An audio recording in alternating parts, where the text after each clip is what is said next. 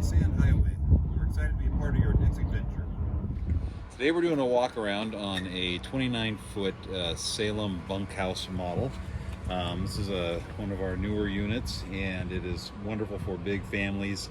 It can sleep, I think, like 8 to 10 people. There's a lot of beds in there. As you look at the compartment here, you're going to see a couple of things. One of them is going to be a stabilizer crank, which on this unit is actually, they're electric, but this is a backup in case they don't work for electric. And then also you'll see this, which is a crank for the nose jack on the trailer, in case for some reason it didn't want to work. You have a backup just in case. We will also have in the compartment tire locks, which we put between the tires, and you'll see on the other side how they're set up. Basically go between the tire and then tighten it with this, which locks the tires in place, keeps it from rolling around. We'll also have a couple of ramps in there for you to get the trailer as level as possible. Speaking of level, you're going to see that there's levels on the trailer right here, level indicators. It's recommended to get the trailer as level as possible. The more level it is, the better the refrigerator will work, and plus the more comfortable you'll be. So to get level front to back, you're going to use the nose jack on the trailer.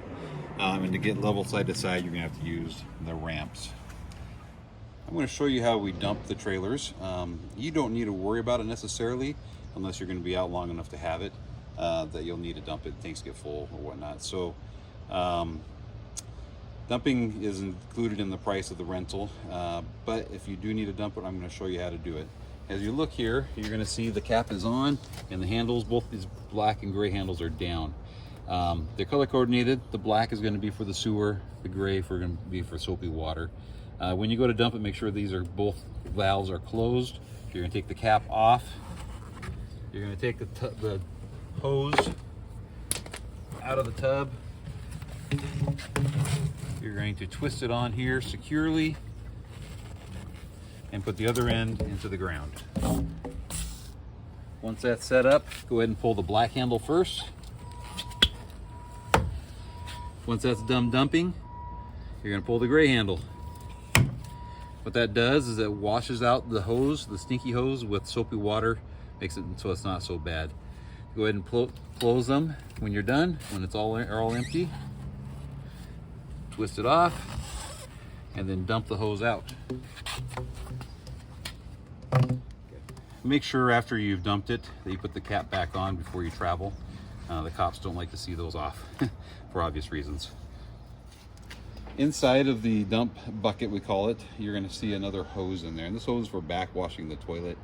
Basically, this is for putting water down the toilet, filling it up with fresh water, and then rinsing it out if need be.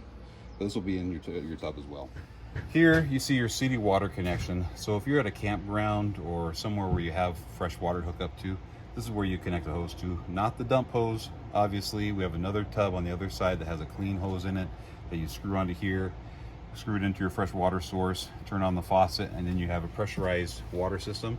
Whenever you're connected to city water, that's what it's called, city water, you don't need to run the water pump because there'll be enough pressure to bring water into the system. Also right here, you'll see an outdoor shower. Not all trailers have this, but this one does. You unlock this and you have a little outdoor shower to hose off, before you get in with muddy feet, or if you just want to take a shower outside, you can do that as well. Over here we have our cable and satellite hookups. I'm not exactly sure why we have two of them, but they're the coax cable and the clean bucket that you can connect this cable if your campground has it. Down here is your power source. It's a 30 amp power source. So this will be included in the compartment of your trailer. If you're at a campground that has 30 amp service, you're going to just screw this onto here. It just twists on. That's so.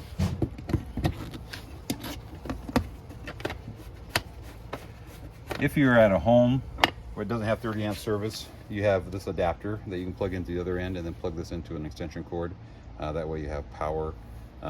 You won't be able to run your air conditioning or your microwave on the 120 service.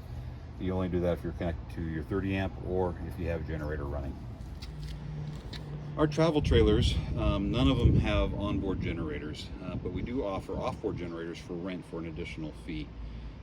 Being that this one is going out with a generator, I'm going to go ahead and show you how it works. It's pretty simple. You're going to turn it on right here.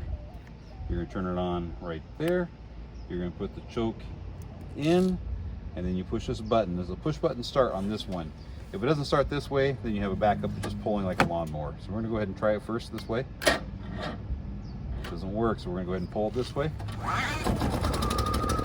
Once it's up and running, go ahead and turn off the choke.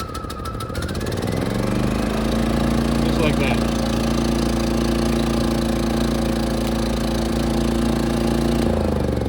Turn it off, you just undo everything I just did. Off, off, off, and it turns off. Whenever you're using a generator though, make sure that you take it off of the rack and put it on the ground. There is an exhaust in the back that can actually damage the trailer itself. We will send it out with a full tank of gas. We do use 91 octane in our generators, and we'll send you out with also an empty gas can so you can refill it if you need to. You can get about 4 hours of runtime on a tank of gas. We ask that you bring it back full of gas as well. This one can be empty when you bring it back, but this needs to be full 91 octane.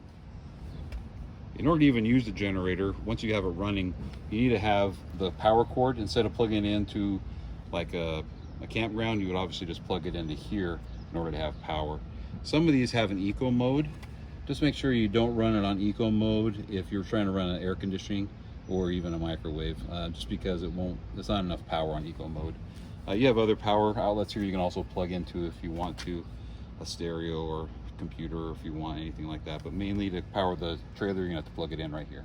Here on all of our travel trailers you're gonna see propane tanks, and there's always gonna be some sort of dial right here with an arrow that indicates which way or which tank it's gonna be using. So you can see that there's an arrow pointing this way right here, which means that this tank is gonna be used. So this one would need to be the one that needs to be on.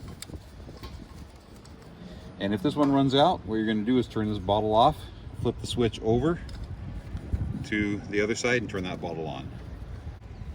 One other thing to know about the propane is we ask that you bring them back full. Don't exchange our bottles. As you'll see, our bottles have gauges on them, which tell us how full they are. All we ask you to do is before you bring it back is top it off. If you get the VIP package, you don't need to worry about it. We'll take care of topping it off for you. Also in the front of the trailer, you're going to see the battery switch.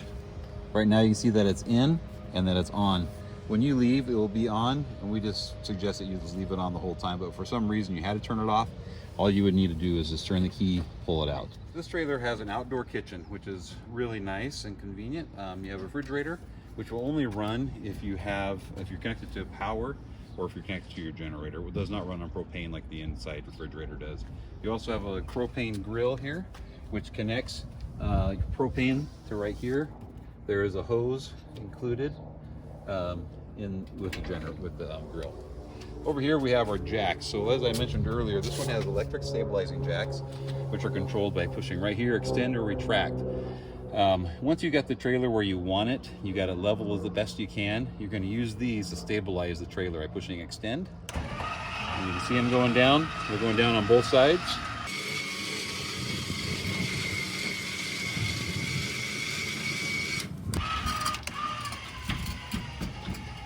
Just like that. These are stabilizing jacks. I keep saying that because I do not want you trying to level the trailer with these jacks. They are meant to just make it stable so you don't rock around in there once you've got the trailer situated where you want it. Now, the first thing you want to do before you start hooking the trailer up is to make sure you retract these all the way up.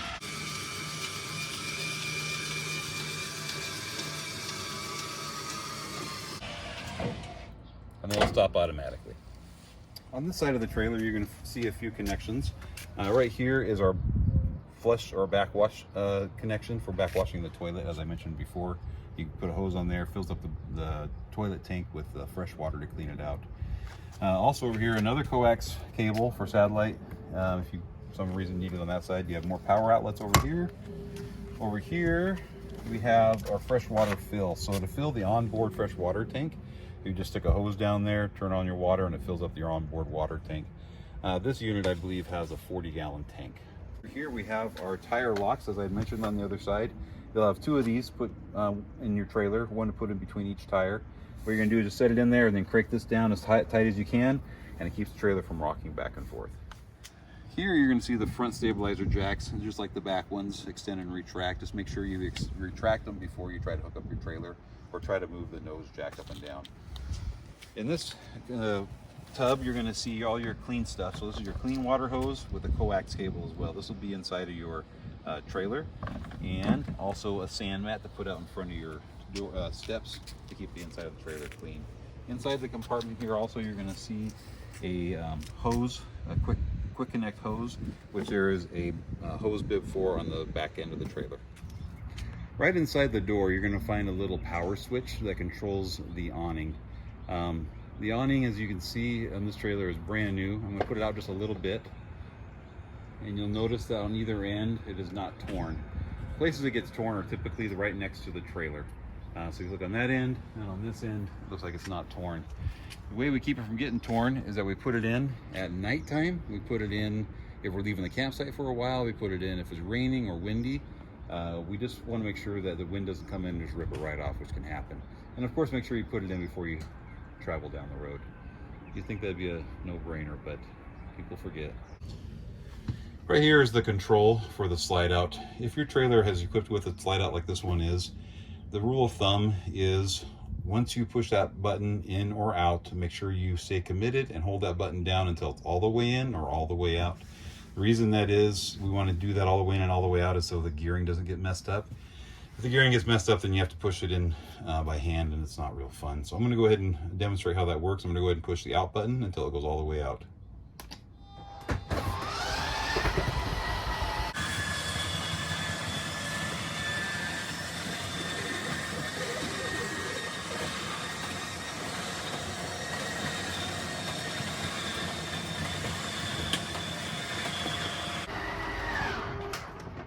Once it's all the way out, it will stop automatically. You don't need to do anything special, it'll just stop by itself.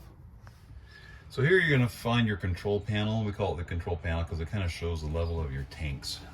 If you push these buttons right here, the lights will light up and tell you how full things are. So I push the battery one, you can see that it's fully charged. Fresh is full, and we'll send it out with full water tanks if you wish. Black should be empty, gray should be empty. And that's the way we'll send it out. If it comes back completely full of black and gray, that's just fine. We'll dump for you like I mentioned earlier, no cost to you. But if they do get full, you're gonna wanna dump them on your trip. And I've already demonstrated how to do that. Light switches are just right here. And these are your water pump and a water heater. So if you want any water to come out of your faucets or your toilet or your shower, you have to turn on the water pump. That's only if you're not connected to a city water source. Once that pressure rises, then you'll have water. You'll be able to get water out of any of your water features. If you want hot water, turn this on about 15 minutes before you need hot water, and you'll have hot water. Over here, you have a dimmer switch for the lights. You have an awning switch right here, and this is the slide out controls. So here in the kitchen, this unit is equipped with a stove and an oven. Before you turn on the stove, you're gonna need to move the glass top. This is not a cooktop, it is just for more counter space is what it's really for. To turn on the stove, it's a lot like a barbecue. You're gonna turn this knob to light, and then you're gonna spark it, and it turns it on just like that.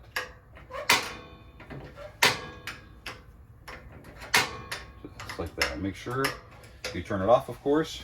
Make sure it's cool off enough. Put your hand over it, that you can put this back down. Make sure you put this back down before you travel. To light the oven, this is the prime switch right here to turn it on. You do it like that. Hold it down for about a minute, then go ahead and spark it, and you'll have an oven as well. Each unit is equipped with some basic kitchen utensils. This one's got some soap, coffee filters, and then down here, spatula, hot pad, some other stuff. And then down here, there's a pot and a pan down at the very bottom. And then over here, we also include a coffee pot and a toaster in each of our units right there. To turn on the refrigerator, you just push this button right here. It's off, now it's on, it'll beep on you when you turn it on. It's an automatic, it switches between electricity and propane. It detects whatever it's connected to. So right now I'm connected to power, so it's gonna use electricity to cool it off. Once I unplug it, it's gonna switch over to propane. If you ever hear it beeping at you, and you know it's got some kind of power, whether it be electricity or be propane, just turn it off, turn it back on, it should reset itself. Right here is our air conditioning heat thermostat. To turn it on, just push this button. And again, I'm gonna get it to go to air conditioning, cool, right there, high, and then I control the temperature right here. You don't want to go below 65, that will freeze up the unit. So I'm gonna go up to about 67 and let it do its thing here. It'll kick on just shortly.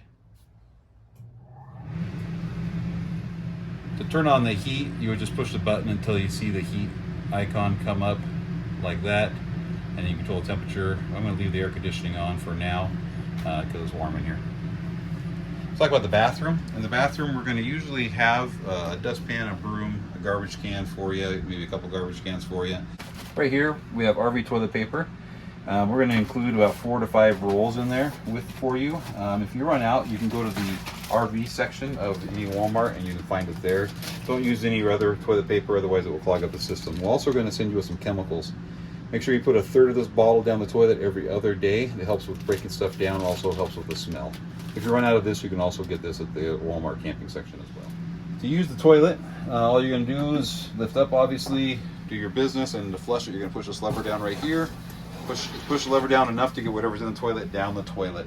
You don't need to put a ton of water down, just enough to get whatever's in there down the toilet. We ask that you not use any wipes in the toilet, nothing down the toilet, no feminine products, no toys. We've seen toys, we've seen sticks, we've seen a lot of different stuff in the toilet. Please don't put anything down there except for body waste and RV toilet paper and chemicals. The shower is pretty straightforward. What we recommend to conserve your tanks is to get in, rinse off, turn off the water, lather up, rinse off, call it good. Don't take a real long luxurious shower, otherwise you're going to fill up your tanks, and it's never fun once the tanks are full because then you have to dump them. In the trailer, usually in the bathroom, whether it be a trailer or a motorhome, you're going to see one GFI switch. If for some reason power is not working like it should, I would check here first. Make sure that this hasn't been popped. If it has, then just reset it and you should be good to go. If that doesn't solve your problems, there is a breaker and fuse box I'll show you out here in 1 second. Right here is our breaker and fuse box. If I push this right here and open it up, you see all the fuses and all the breakers. If one of these have popped, just go ahead and just reset it and it should solve problems as well. If you see a red light flashing over here, that usually means that fuse has gone bad and you need to replace it. In the back of this trailer, this is a bunkhouse model, as I mentioned before. So you have actually 4 bunks back here. You got 2 here, 1 there, and then this bottom pops out to make a bed as well. All right, depending on how many people you're going to have in the unit with you, these make the beds as well. Usually, if you see a dinette in an RV, that means it's going to make to a bed, and they're all pretty similar. What you would do is you would take the tabletop off of the legs that are down below, and then you just put that tabletop on the ledges down below, and then put the cushions into place, and you have a big bed.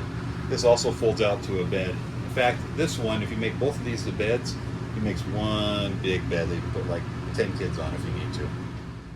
Here is our master bedroom in this unit. It's a RV queen size bed. I will warn you, RV beds are not known for their comfort. This is not a really thick mattress in this one, but it's better than sleeping on the ground. So it's big enough for 2 adults easily, and it's a nice private oasis away from noisy kids in the back. Here you're going to see the carbon monoxide sensor. Every RV by law has to have one of these, and they are a bit sensitive, just so you know, but it's mainly to protect us from suffocation, of course, also propane. So if the propane accidentally gets bumped and turned on the stove, I've had them go off. I've also had them go off if people use aerosol products, or even if they put their stinky shoes right next to it, it tends to go off. So if that's the case, just fan out, air out the unit, open the windows, open the doors, turn on fans, move the shoes away, but it will clear out eventually. Make sure the propane is off. That's probably the #1 thing we need to do just for safety purposes.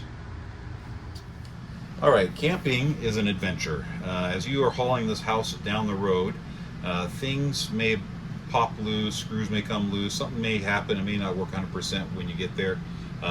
When you leave here, everything does work as it should, but I can't guarantee what happens once you hit the road. Things may happen. If that's the case, we have a little cheat sheet we provided for you, quick tips, front and back, small print, lots of good information on here. So if something doesn't work like it should, refer to this sheet front and back. If that doesn't answer your questions, use YouTube, use Google, use your buddy, do whatever you need to figure out what's going on. If that doesn't answer your questions, on the sheet and on your paperwork there is a phone number that you can text after hours, or you can call the office during business hours.